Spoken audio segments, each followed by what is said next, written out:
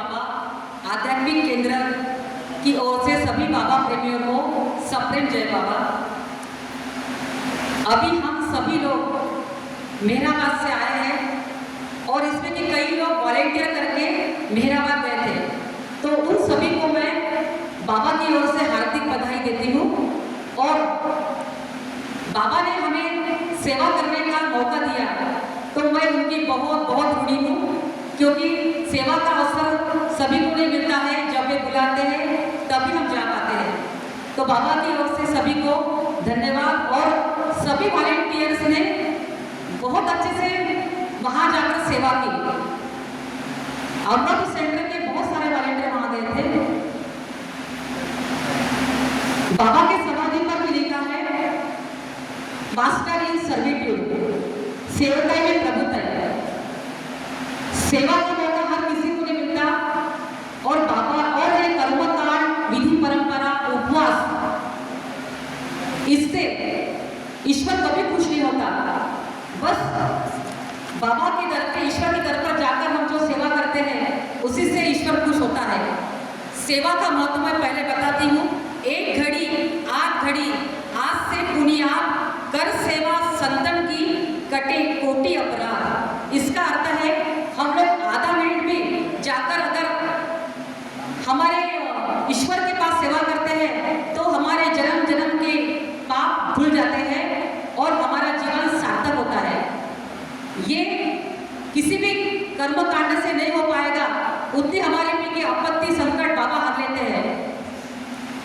और अभी मेहता जी से मैंने कल ही बात की, तो उन्होंने सेवा के लिए बताया कि जो सुसाइड करते हैं लोग, वो गोश्त बन जाते हैं, यानी भूत बन जाते हैं। तो उन्होंने बताया कि वो लोग भी बाबा के रूम के सामने, बाबा की मंडली जो झूठे बर्तन थे, मसाला और झाड़ू रख देते थे, खराटा रख देते थे। और सवेरे जब वे मंडली उठती थी तो मसाला तैयार रहता था और झाड़ झूठ के पूरा परिसर स्वच्छ रहता था और बर्तन मांझे हुए मिलते थे। तो फिर गोश्त यानी भूत जो एक्स्ट्रोवर्ट के लोग होते हैं, उनको जब पता है कि ईश्वर के पास सेवा करने से हमें मुक्ति मिलती है, रीबर्थ मिलता है, तो हम तो आम इंसान हैं, यानी वो बाबा की सेवा इसलिए करते हैं कि उन्हें वो मुक्ति मिलती है, वहाँ जाकर रीबर्थ मिलता है, यानी पुनर्जन्म मिलता है। तो मुझे भी आश्चर्य लगा कि जब गोश्त को समझता है कि यहाँ सेवा करने से हमें मुक्ति मिलती है, तो हमने क्यों नहीं जाना चाहिए। तो मुझे लगा कि नहीं, हर एक व्यक्ति को वहाँ सेवा करने जाना चाहिए। और हमारे बहुत सारे वॉलेंटियर वहाँ जाते भी हैं। और बाबा की समाधि के पास एक गोश्त भी वॉचमैन की ड्यूटी करता था, तो बाबा ने उसे 6 महीने में मुक्ति दे दी, उसे रीबर्थ दे दिया। तो यानी मैं 3 बात भी करती हूँ कि वहाँ वॉलेंटियरशिप करने क्यों जाना चाहिए, वहाँ का महत्व। और एक बात मैं और कहना चाहूँगी, पूजा पाठ, कर्मकांड, विधि परंपरा से नहीं, सिर्फ प्रभु की सेवा से हम लोगों को हर अपराध हमारा बाबा क्षमा कर देते हैं। और मैं मेहराबाद में सेवा देने के लिए क्यों जाना चाहिए, टॉपिक पर चर्चा करूंगी। क्योंकि मेहराबाद में 2 नंबर का डोनेशन नहीं लिया जाता। वहाँ पर सब काम पूरा टोटली ईमानदारी से होता है। वहाँ पर कोई पॉलिटिक्स वाले का डोनेशन नहीं लिया जाता, तो वहाँ पर यानी डोनेशन की कमी हो रही है। तो जब हम लोग वहाँ सेवा करने जाते हैं तो मजदूर का जो खर्चा है और बाकी लोगों का खर्चा है, ये यानी ट्रस्ट को उसको उतना आधार मिलता है। जैसे कि अपने राजा बहू रोडेकर जी ने एक स्लीपर का एक बहुत बड़ा काम वहाँ पर किया है। जब भाऊजी थे तभी उन्होंने वो किया और भाऊजी उन्हें लीडर भी बोलते थे। मैंने जब आरकाई से निरीक्षण किया तो कितने सारे लाखों रुपए आज तक ट्रस्ट के बच गए हैं। क्योंकि स्लीपर जब दादा के साथ जाते हैं तो अत्यंत ईमानदारी के साथ टॉयलेट, बाथरूम, उनका जो इतना कार्य बड़ा होता है कि जो आम तौर पे जो स्लीपर रहते हैं, जो पैसे से यानी वहाँ आते हैं, उससे भी ज़्यादा सेवा ये लोग देते हैं। इतना क्लीन, कुछ भी दुर्गंध नहीं, बेसिन, टॉयलेट, बाथरूम इतना क्लीन मिलता है कि बहुत खुशी मिलती है। और ये काम हमारे दादा ने किया तो इसकी मुझे ज़्यादा और खुशी मिलती है। तो और ये इनके साथ में रोडेकर फैमिली, जाया ताई वगैरह ने इनका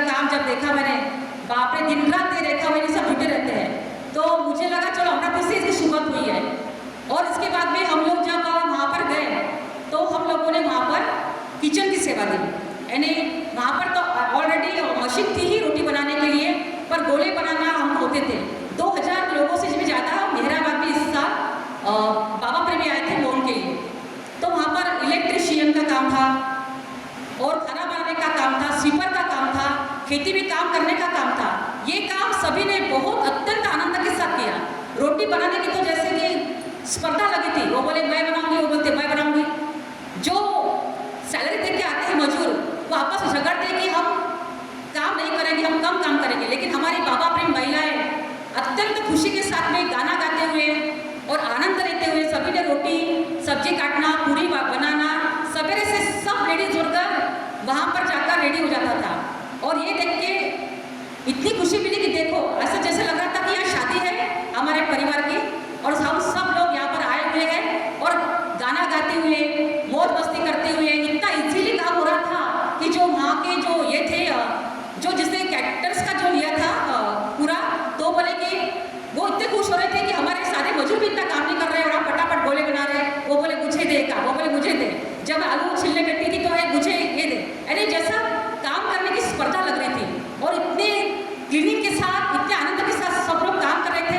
फटाफट गोले बना के तैयार, इधर रोटी खत्म नहीं हुई इधर तैयार। यानी कोई प्रॉब्लम नहीं आ रहा था। ऐसे लग रहा था कि हम सब परिवार के लोग एक साथ मिले हुए हैं, इकट्ठा हुए हैं और यहाँ पर काम कर रहे हैं। और मैंने देखा कि वहाँ की जो ट्रस्टी वर्ग था मेहर प्रसाद राजू जी, वो तो बार बार 2-2 घंटे किचन में खड़े रहते थे और देखरेख करते थे कि यहाँ पर क्या काम हो रहा है, क्या नहीं हो रहा। और खुद जाकर यानी टेस्ट करते थे सब्जी मिठाई कि इसमें कुछ गलत तो नहीं है, बाद में फिर खाना परोसते थे। यानी उनका इतना वॉच था हर एक चीज़ पर कि मुझे लगा कि इतने बड़े बड़े बहुत बड़े बड़े पद के लोग हैं ये। गोपी भैया की वाइफ, उनके बच्चे दोनों भी टाइम खाना परोसने के लिए हर काम करने के लिए वहाँ पर प्रेजेंट रहते थे। और जब मुझे लगा कि इतने बड़े पोस्ट के लोग यहाँ इतनी सारी सेवा दे रहे हैं तो हम क्यों नहीं दें। राखी शर्मा अभी वो अपना जॉब छोड़कर दिल्ली से मेहराबाद आई सिर्फ सेवा करने के लिए। तो ये सब देखकर मुझे बहुत खुशी मिली और बहुत आनंद आ रहा था। वहाँ पर बहुत खुशी मिल रही थी हर चीज़ का।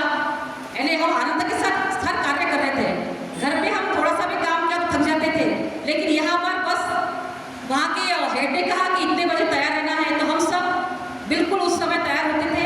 और 3-3 घंटे सेवा, 3-3 घंटे खाना परोसना, इतनी सी भी थकान हमें नहीं आई थी। अब जिका काकू का भी इतनी एज है पर उन्होंने भी बहुत अच्छे से काम किया।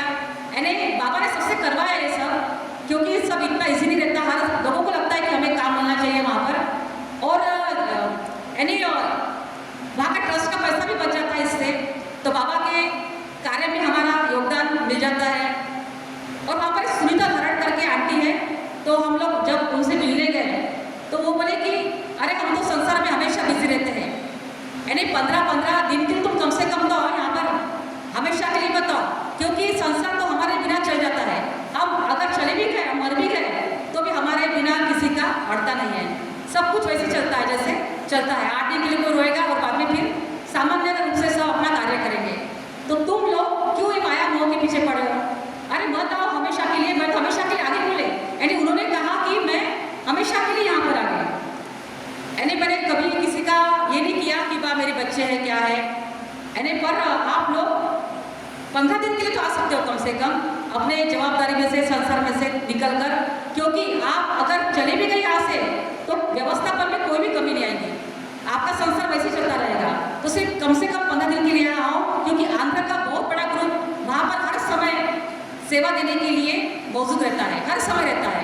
तो उनका कहना था कि विदर्भ के लोग यानी कम आते हैं, लेकिन मैंने बोला कि नहीं, विदर्भ में तो आ ही रहे। अभी तो हमारी बहुत संख्या थी यहाँ पर, अमरावती, वर्धा, नागपुर, हर तरफ से लोग आ रहे थे। और जो हरिदास जी कड़ू है ना वॉलेंटियर टीम के हेड, तो वो जब मेहर प्रसाद राजू जी को शेगांव ले गए थे गजानन बाबा के संस्थान में, वहाँ का व्यवस्थापन उनको इतना अच्छा लगा कि वहाँ गजानन बाबा के जो सेवक है, वो भक्त है, उनका 21 साल वेटिंग पर सेवा का कार्य था। 21 साल।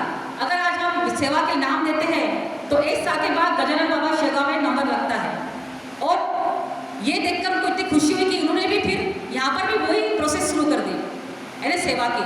तो सब लोग जा रहे हैं। अभी इतने समर में भी हमारे यहाँ का भी ग्रुप गया था मई महीने में, मेरे ख्याल से काजेताई वगैरह बहुत लोग गए थे।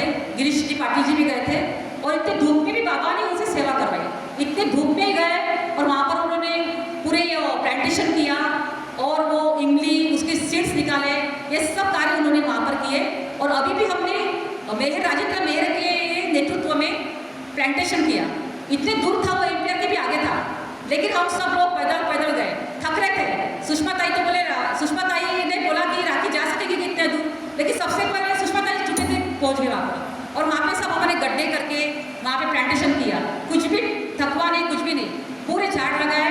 और ये राजेंद्र मेहर जी ने हैदराबाद से ये स्कीम लाई है कि जो भी एमपीआर में डी हॉस्टल में सब्जियां चाहिए होती है वो यहीं पे यहाँ के फार्म में, यहाँ के फार्म की वहाँ पे सब्जियां बनती है। वो भी सब्जी का भी खर्चा बच गया। पूरा हरियाली हरियाली पूरे मेहराबाद में सब पेड़ लगे हुए हैं, वही के आम चिक्कू सब सब्जियां, गोभी पालक, वही सब्जी यहाँ पर बनाते हैं। तो ये देखकर बहुत खुशी मिलती है कि बाबा ने यानी हर एक को एक बाबा ने नेतृत्व दिया है। और राजेंद्र मेहर जी का भी काम बहुत अच्छे से चल रहा है। वो भी वहाँ पे सब लोगों को बुला बुलाकर और सब लोग सेवा देने में एकजुट हो जाते हैं। एक मजदूर भी इतना अच्छा काम नहीं करता, फटाफट गड्ढे बन रहे थे, फटाफट प्लांटेशन हो रहा था, फटाफट पानी दिया जा रहा था, हम सब करके फिर वहाँ मेहराबाद आए। यानी देखो दोगुनी खुशी वहाँ मिलती है, एक तो बाबा की सेवा और अपने परमात्मा के अंडर में, उनके अंडर में हमको जो खुशी मिलती है वो कहीं नहीं मिल सकती, कहीं भी नहीं मिल सकती।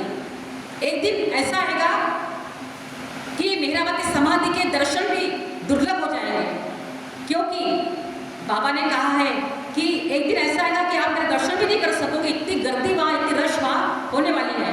और ईश्वर के सेंटेंस से तो सत्य होने ही वाला है, तो वहाँ की मिट्टी भी हमको मिलना मुश्किल हो जाएगी। तो आज हमें मौका मिल रहा है वहाँ जाने का, सेवा करने का, तो हम लोगों ने वहाँ जाना ही चाहिए। 8 दिन 15 दिन के लिए सेवा का वहाँ मौका मिल रहा है, तो हमने सेवा करनी चाहिए। फिर अगर हाथ से सब निकल गया तो हमें उनके दर्शन भी दुर्लभ हो जाएंगे। तो आज बाबा मौका दे रहे हैं, तो ये सेवा करने के लिए हम सबको जाना ही चाहिए।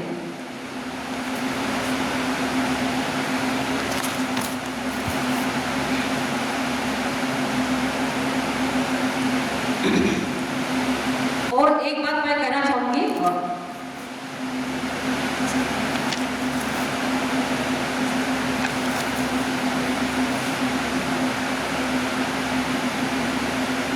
एक स्टोरी है रानो की, जो समाधि के राइट साइड में नानो है ना, बताता नानो से रहती, नानो नाजाने नानो चिरा रानोची आई नानी हाँ।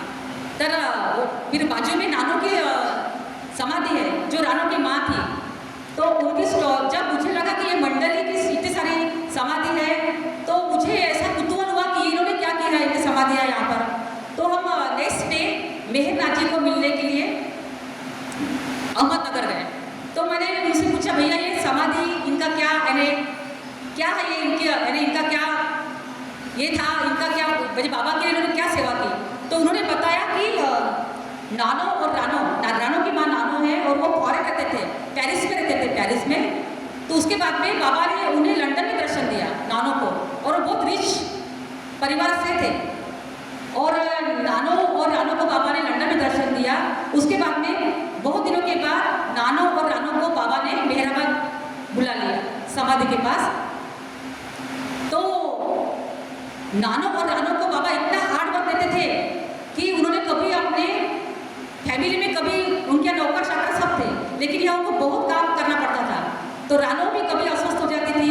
फिर रानो जब ब्लू बस से जा रहे थे टूर पर एक बार, तो रानो को इतनी गर्दी यानी बिल्कुल रश जम नहीं रहा था ऐसा। तो रानो ने बाबा से कहा, बाबा हम लोग दोनों, हमारे मम्मी और मैं जाती हूँ और ट्रेन से, आप लोग ब्लू बस से जाओ।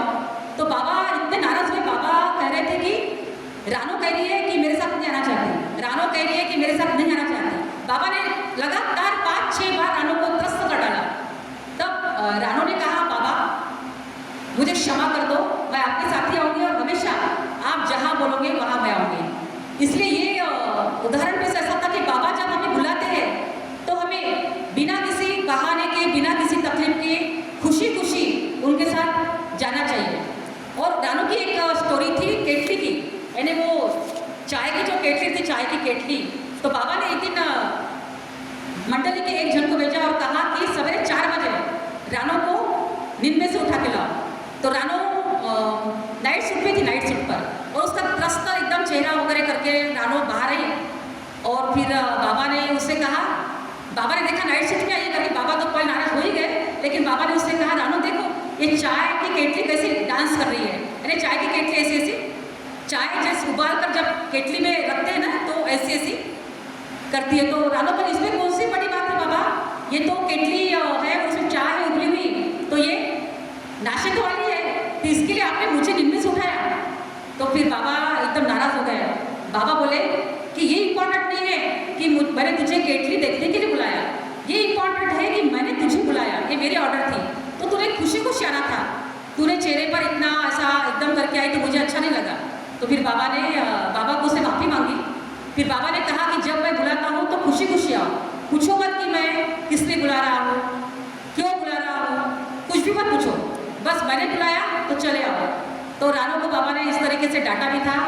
उसके बाद में रानो की और एक कहानी, रानो को फॉरेन की चॉकलेट्स बहुत अच्छी लगती थी, टेस्टी लगती थी एकदम, तो वो बहुत अच्छी लगती थी उसे। तो विलियम करके बाबा मंडली के थे, तो उन्होंने एक दिन फॉरेन की चॉकलेट रानो के पास लाई। तो बाबा को पता चल गया कि ये विलियम ने रानो को चॉकलेट दी। उसने अपने रूम में जाकर चॉकलेट रखी और जैसे ही खाने वाली थी उतने में बाबा आए। बाबा बोले तू क्या खा रही है? तो बाबा बोले कि मैं चॉकलेट खा रही हूँ। बाबा तो किसने दी तुझे? तो बोले विलियम ने दी। तो बाबा बोले फट से वो चॉकलेट मुझे दे। बाबा ने उसके पास से वो चॉकलेट ले ली और विलियम को इतना डांटा कि तूने मेरी अनुमति के बिना इसे चॉकलेट कैसे दी, तुझे कैसा डर लगा नहीं कि अगर मैं नहीं बोल रहा तो तूने चॉकलेट कैसे दी इसे। विलियम को बोले अभी जा और ये शॉप में जाके, ये दुकान में जाकर इस चॉकलेट को वापस करके आ। तो इन्हें इतना आध्यात्मिकरण किया था बाबा ने मंडली का कि उनका खुद के लिए कोई लाइफ ही नहीं था, खुद की इच्छा, खुद का कोई लाइफ नहीं था। बाबा जैसा बोलते थे वो वैसा ही सुनते थे। आध्यात्मिकरण कहते उसे कि सब विकारों से बाबा ने उन्हें दूर रखा था। तो रानो तो थोड़ी ये होगी, नाराज हो गई, पर बाबा ने बोला कि अगर तुझे मेरे पास रहना है तो मेरी हर ऑर्डर तुझे ओबे करनी होगी। और उसके बाद में रानो की और एक कहानी, रानो का बर्थडे रहता था, जन्मदिन रहता था रानो का, तो रानो के लिए उसके पिताजी केक लाते थे, यानी एक केक लेके आते थे। और बाबा को ये बिल्कुल पसंद नहीं था कि रानो के लिए उसे पापा केक लाए, क्योंकि वो बोलते थे वो जहाँ से लाते हैं तो हमको भी खर्चा होता है, वो यानी जो भी लाते हैं तो हमको खर्चा आता है। तो रानो बोले मेरे पापा का प्यार है तो वो लाने वाले। बाबा हमेशा रानो ने अवॉइड किया इस बात को कि, और हर साल केक आता था। जब रानो के पिताजी की डेथ हो गई ना, उसके बाद में उनकी जो सिस्टर थी, बड़ी सिस्टर, वो केक बेचती थी। बाबा को फिर भी पसंद नहीं आता था। बाबा हर बार बर्थडे के दिन उसको हमेशा नाराज करते थे कि ये केक क्यों बुला रही है, केक क्यों बुला रही है। बाबा ने उनका प्यार है, मेरे से प्यार है। एक दिन बाबा ने, उसका बर्थडे था तो केक आया, तो बाबा ने जोर से बोला कि ये क्या है रानो, मुझे बिल्कुल पसंद नहीं। तब रानो बहुत गुस्सा हो गई और बिना केक काटे चले गई। और उसके बाद में बाबा ने उसको बोला कि केक काट। नहीं बाबा, आप काटोगी नहीं केक। उसके बाद में फिर उसने, उनकी बहन है, बड़ी बहन, उसको मैसेज कर दिया कि इसके बाद में दोबारा मेरे लिए कभी केक मत लाना। इसको बोलते हैं आध्यात्मिककरण। यानी वो 1 मिनट में, ये सब बहुत बहुत बड़े पहुँचे हस्ती थे। एरज भाई, मेहरा, ये सब राजा लोग थे, राजा लोग जिनके पास वो जमाने में कार, नौकर चाकर सब था। यानी इतनी कठिनाइयों में उन्होंने जीवन जगा कि उनको फटे कपड़े सीके पहनना पड़ता था, उनको हर बात अपने हाथ से करनी पड़ती थी, खाना बनाना पड़ता था। यानी मजदूर के जैसा काम बाबा उसे करवाते थे, इतने रिच होने के बाद भी। जबकि हम लोगों ने तो कार अभी देखी है 10 साल पहले तक, लेकिन एरज जी के पास उनके पापा की कार थी और एरज के पापा को कार बहुत पसंद थी, उनकी खुद की कार। तो हमेशा वो कार को बहुत प्यार करते थे। लेकिन जब एरज, उनकी मम्मी जब बाबा के पास आए ना, तो उन्होंने इतनी प्यारी कार उनकी बेच दी, क्योंकि उनको लगा कि वो, बाबा ने हमेशा कहा है कि एरज और उनकी मम्मी खुद के दिल से प्यार के साथ मेरे पास आए, लेकिन एरज के पापा ये बच्चों की खातिर और अपनी बीबी की खातिर पापा जैसा वाला बाबा के पास आए। तो बाबा को उनका बहुत प्यार था कि और उन्हें पूरा बंगला उनका पुणे का बिंद्रा हाउस करके था, वो भी बेच डाला था पूरा बाबा के लिए। बहुत बड़ा त्याग था ये, और सब कुछ छोड़कर वो बाबा के पास सेवा करने आए थे। तो इतने बड़े बड़े लोग जब बाबा के पास सेवा करने आते हैं तो हम लोगों को जाना ही चाहिए। स्टोरी पे से ऐसा मुझे लगा कि जाना ही चाहिए करके।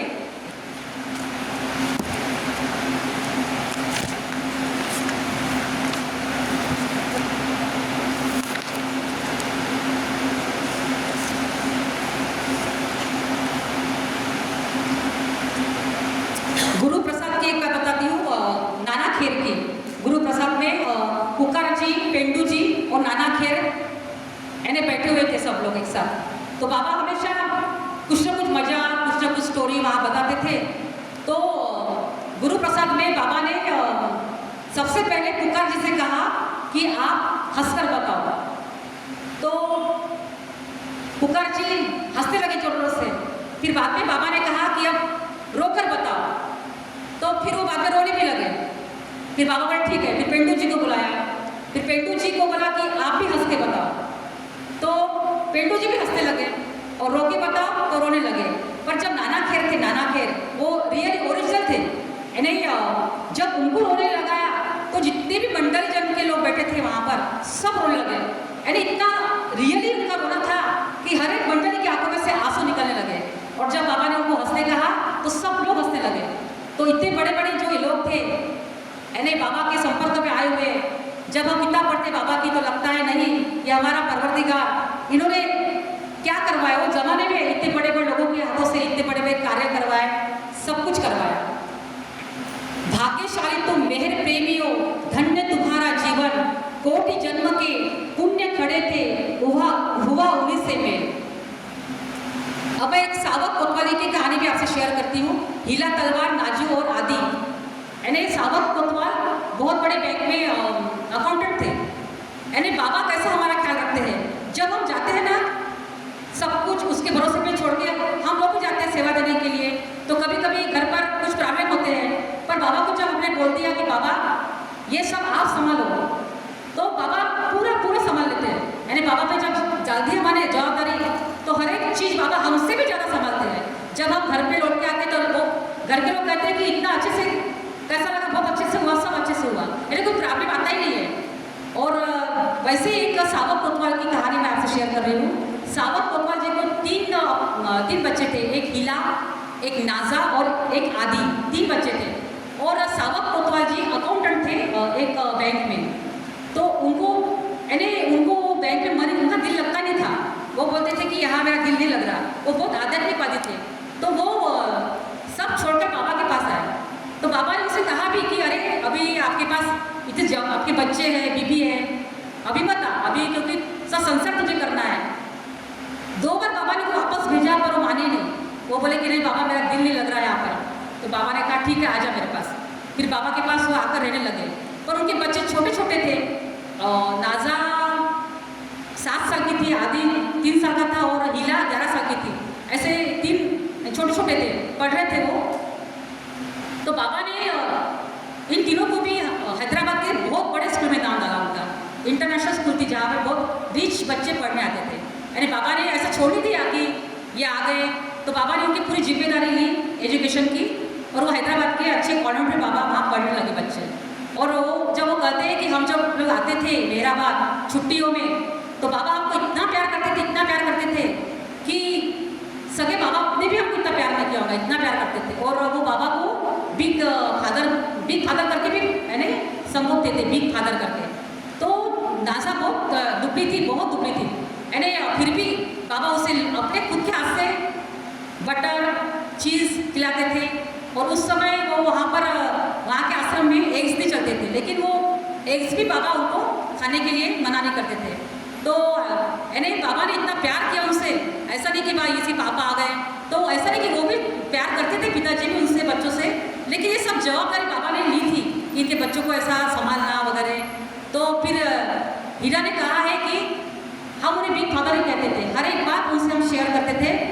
ऐसा करते करते उनका लाइफ पूरा बाबा के सवा से बीता। इतने भाग्यवान लोग थे वो कि बाबा के सवा से उनका पूरा लाइफ बीता।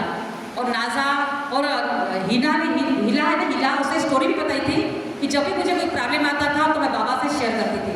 एक बार हीला दिखने में भी बहुत सुंदर थी, तो उसको खुद पे बहुत ही यानी प्राउड था कि मैं बहुत सुंदर हूँ। और सभी लेडीज़ वर्ग उसको बोलते थे तो कितनी सुंदर है। और उसको एक बार ऐसा अहंकार आ गया था कि मैं बहुत सुंदर हूँ। तो उसको एक बार बहुत बुखार आया और उसको गोर निकली तो गोर के दाग उसके ऊपर पूरे चेहरे पर दाग आ गए। तो बहुत रोती थी वो, इतनी रोती थी कि अरे मुझे क्या हो गया, अपना चेहरा कैसा हो गया, बहुत रोती थी। तो फिर सभी लोग उसे समझाते थे कि अरे तू बाबा के पास जा और बाबा से ये सब करें। तो एक बार बाबा के पास और बाबा को बोला कि बाबा ये मेरा चेहरा, वो बहुत रोने लगी। बाबा बोले क्यों रो रही? तो बोले बाबा इतना बेकार चेहरा हो गया मेरा, इतना बेकार हो गया। तो बाबा बोले कुछ नहीं, सब अच्छा हो जाएगा। तो बाबा ने उसके ऐसे चेहरे पर से हाथ फेरा। उसके 8-10 दिन के बाद में उसके चेहरे पे के पूरे दाग कम कम होने लगे। और वो बताती है कि मेरे पूरा चेहरा एकदम क्लीन हो गया। सिर्फ 2-3 दाग बाबा ने रखे मेरे चेहरे पर, क्योंकि मुझे बार बार ऐसा घमंड नहीं होना चाहिए कि मुझे चेहरे पर ऐसे दाग आए, मैं बहुत सुंदर हूँ, मैं बहुत सुंदर हूँ, ये अहंकार नहीं होना चाहिए करके बाबा ने उसे चेहरे पे 2-3 दाग रखे। तो बाबा अहंकार भी, जब अहंकार आया किसी मंडली को तो बाबा उसका अहंकार भी कम करा देते। अपने आप ही बाबा कुछ ना कुछ ऐसी स्थिति बना लेते थे कि वो अहंकार अपने आप कम हो जाता था। तो बाबा का कार्य ऐसे चलता था।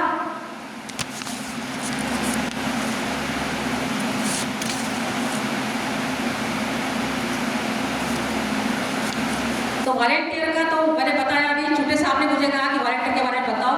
तो मैंने बोला कि अरे क्या बताऊंगी मैं वॉलेंटियर के बारे में, लेकिन बस मुझे यही कहना है कि हर एक व्यक्ति वहाँ सेवा देने के लिए जाओ, क्योंकि कैसे भी जाओ, ऐसा नहीं कि घर के सब रिस्पॉन्सिबिलिटी संभाल के जाओ।